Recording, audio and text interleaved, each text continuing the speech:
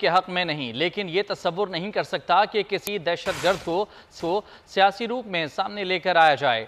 London में लीगी रहनुमा मियां जावेद लतीफ की गुफ्तगू कहा कि साबिक चीफ एग्जीक्यूटिव ने नवाज शरीफ का रास्ता रोका। 9 और 10 मई के वाक़यात के बाद आज की रजीम ने खुद एहतसाबी की।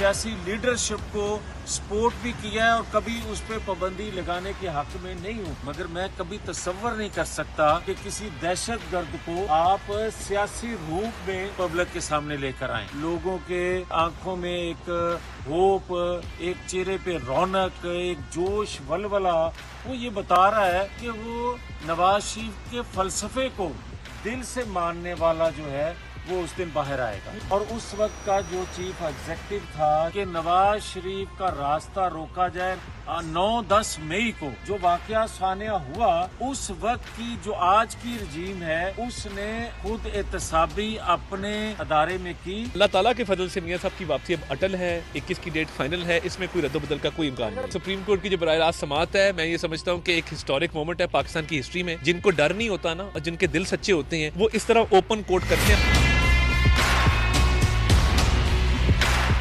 इलेक्शन कमीशन में आम इंतखाबात के लिए मॉनिटरिंग कंट्रोल सेंटर कायम कर दिया गया है। Digital centre